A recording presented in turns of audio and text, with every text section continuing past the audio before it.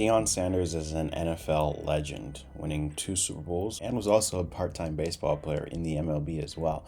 But his legend has arguably grown even more now that he's become a well-known college football coach now for the Colorado Buffaloes. But his journey actually takes him back to coaching his son or his sons back in youth football and at that youth level, then working his way up to the HBCU level before eventually getting promoted to where he is now as a coach at the D1 level for the Colorado Buffaloes. And his team has been very exciting to watch. His story going from the HBCU to Colorado and the D1 spotlight has been fascinating to keep up with and watch. And the product on the football field is pretty good to keep up with as well, which makes it all the more entertaining. But when you start to see all that is outside of the 60-minute football games and outside of the Saturday action and outside of all that goes on the field, off the field, you can really see how Deion is a genius in many ways beyond football. And one thing that I've learned from following this whole Colorado experience and Coach Prime experience at Colorado, and this being now its second year, something that Deion Sanders experience has taught me is that make yourself findable and put yourself out there for as many people to see. Now, it does definitely do him a favor that his team is very good. His son, the starting quarterback, is a very good quarterback, and he's able to get one of the top recruits in his recruiting class, Travis Hunter's recruiting class, Travis Hunter being that player, and he's an elite, rare two-way player who plays a heavy amount of snaps on both the offensive side as a wide receiver and defense as a cornerback like Deion.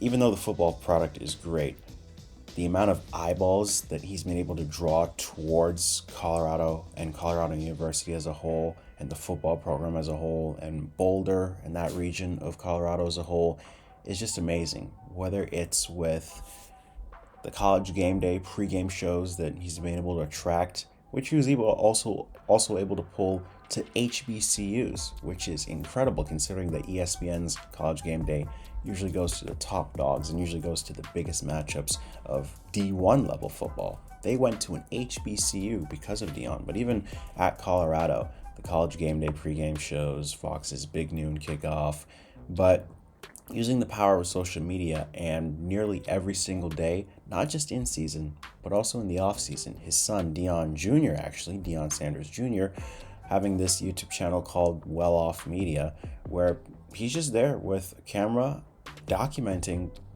the day-to-day operations of the Sanders family, but mostly focusing on the football program, but also the Sanders family themselves when they do stuff outside the football program, when they're in the Boulder community or when they're going to fly cross country to do various ventures or business opportunities or whatever. Getting yourself out there. And that's why going into the season, Colorado was able to be so hyped as they were, because Deion made himself findable. The Sanders family made themselves findable thanks to their son, Deion Jr., so that when we got to their 2023 September kickoff against the defending national runner-ups, it wasn't this, oh, we'll find out about Colorado now. It's like, oh, no, we have context on Colorado and who they could be now. We're tuning in because we want to see who they are now, because we've already got that buildup. We've already gotten to see all that they are through the offseason, because routinely, it's like every day or every 2 days, usually not more than every 3 days, there's a video out about Colorado. There's a video out about practice. There's a video out about Deion flying to this place in Florida or for this conference, or Shador, his quarterback son, doing this thing, or preparing for game week, making himself findable, and then capitalizing on that, because he had these Prime, because that's obviously his name, Deion, Prime Time. He had these glasses that he sold for, I think, about $67, and they sold out instantly, which is just crazy. So they were just all gold, and they didn't have a slogan on them, but then just the merchandise and everything that comes with the Colorado brand, or the Deion X Colorado brand, they capitalized on making themselves findable. And not only is it important to get yourself out there to as many people as possible, but that any press is good press. And that's the other lesson. that I'm learning in observing this whole Colorado and Deion Sanders thing. Because with the praise for Deion, and you would probably think as I describe it, if you're hearing about it for the first time, man, that's a really great thing that he's doing. He coached youth football, then he went to coach at an HBCU, and now he's getting an opportunity to coach at D1 level. I mean, that's amazing. How could anybody hate on it? Oh, believe me, anything that's happening in the world has the potential to be hated on. And you'd be surprised at how many detractors and haters and just bitter people are directing bitter energy towards Colorado and Deion for him, for thinking that his son playing quarterback is nepotism, or whatever the case may be, or when they see headlines, because it's easy to clickbait people into thinking, ooh, Colorado bad. In seeing that, all press is good press, because there's a message at Boulder. There's a message over there at Colorado University. There's a mission that they have. And as much as the negative people keep amplifying and bringing up and lifting up Deion and just platforming him more and more and keeping on talking about him, the more the people with fat pockets, big influence, donors, people who could support Colorado and just be a blessing to the area of Boulder or the university as a whole are going to start to see it, because the more viral it gets, the more eyes are on it. And it's like these people with, again, fat pockets start to see it, and it's like, okay, this Deion guy, let me look up more. What does he stand for?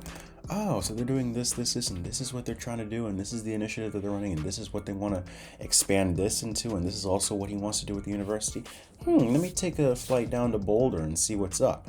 And they do, they get a connection, and that's just an example of how all press is good press, because these people who your true message resonates with, they're going to see it, they're going to end up finding you, and they're going to end up being the true ones that you connect with. And of course, a type of guy like Deion Sanders, you don't get through playing in the MLB and playing in the NFL and being a Super Bowl champion in the NFL and a Hall of Famer without some tough skin and without having a rock solid identity. And that's what he has. And that's also what I'm learning, is just have an identity in yourself and have a rock solid identity, because people could be saying, oh, it's nepotism where he has his son being the starting quarterback. He's a pretty good quarterback. Oh, he walked out on the HBCUs and didn't leave them with anything. So, but all press is good press, because as your name rises to the top and rises and rises and rises, those with whom your true message was intended to resonate are going to find it. And when they do, that's your only goal, right? Because the boosters and the donors end up funding everything that Colorado has. And in addition to everything that's been brought positively Colorado's way, with the increased revenue, all the ticket sales for the football team that lead to more things for the university so that they can reinvest into their academics, and just overall quality of life for Colorado University and its surrounding areas, imagine how much more the individual supporters and boosters and people like that can support it. And that wouldn't have happened without the positive support, but also the haters, because they just keep pumping the algorithm.